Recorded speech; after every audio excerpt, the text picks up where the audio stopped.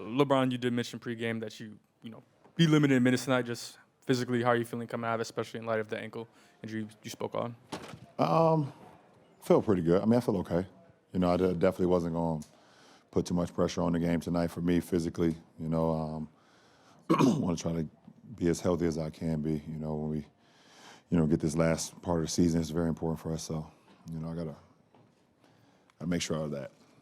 Next row back, Dave. LeBron, you said you're going to seek further treatment on the ankle. Will that treatment prevent you from playing Thursday in Golden State? Do you know yet? Possibly. It possibly could. Depends on, the recovery process. So possibly, but we will see. Next question right here. You are an idol around the world. You achieve almost everything a player dreams of. What is the great dream for LeBron James? What else are you pursuing? I'm just still, because my love for the game. I'm not pursuing anything, but my love for the game runs deep. So just trying to give everything I can to the game until I have nothing left, in the sense of just my love. It's not about the physical or things of that nature. It's just about the pure joy of going out and playing the game that I love. And, I know I don't have much time left, but while I'm out there, just try to play with a lot of joy and a lot of fun. Tim, standing on the right. LeBron, 211 to 186 is things we've never seen in an All-Star game. You know that Adam and others from the Liga talked about making it more competitive. Is this what players want, though? Is this, you think, what fans want, too? Man, I don't know. I think it's something we need to figure out. I don't know where's the median, because this is what a lot of the games are starting to look like now too. We wanted to, get more, more pace into the games. We want to get more shots. We wanted the game to be more free flowing. We stopped letting the game be,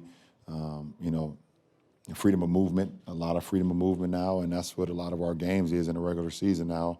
They let us tighten up in the postseason.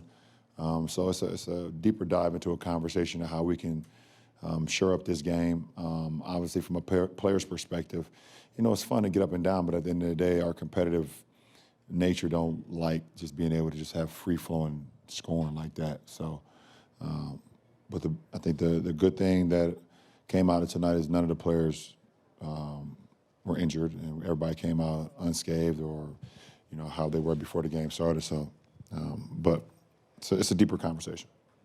Dan, third row in the center. LeBron, kind of two really quick for you.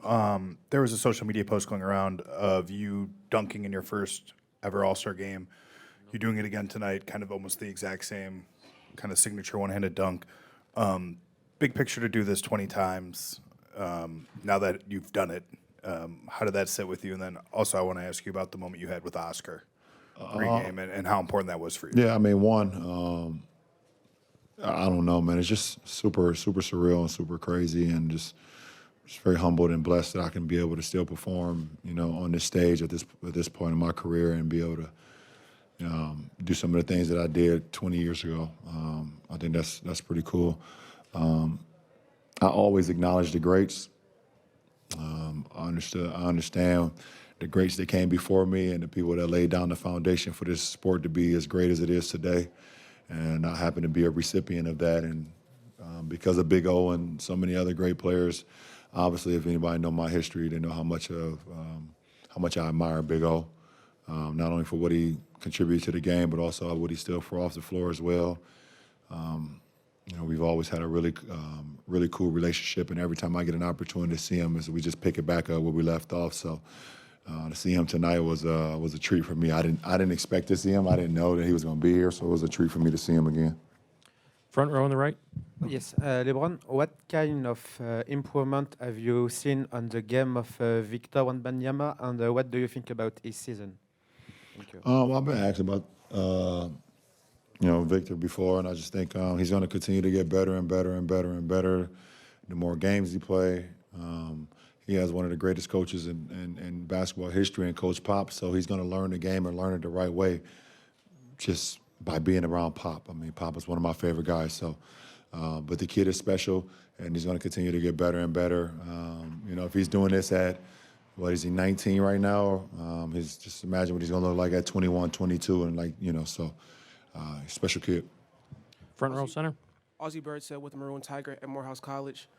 As a historic veteran, seeing players like Banchero and other players coming into their first years as all-stars, what is that like for you, seeing them be established now? It's awesome. I remember my first All-Star game and looking up and seeing the likes of like Allen Iverson and Kobe Bryant and Kevin Garnett and all those guys, and that was just like an awe. And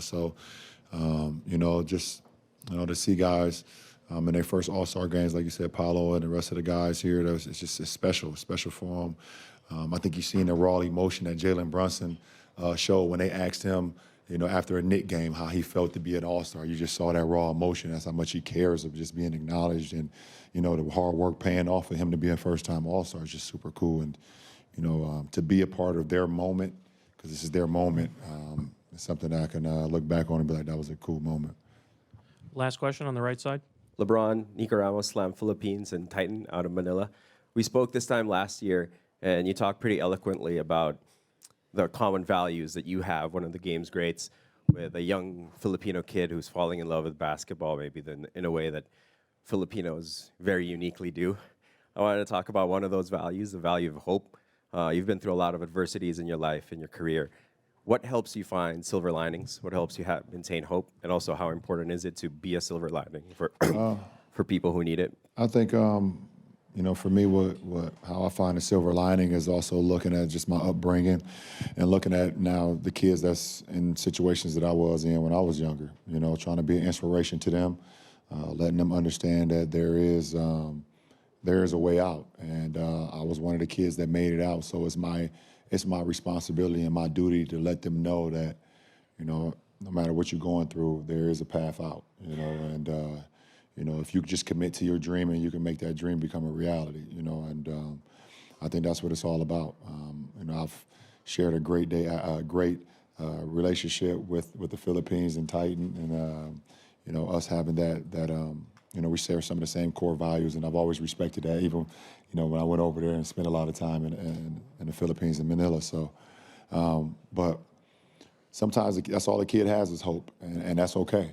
As long as you don't give that up. Don't ever give that up, because it's, it's always brighter on the other side for sure. Thank you, LeBron. Appreciate it. Expect.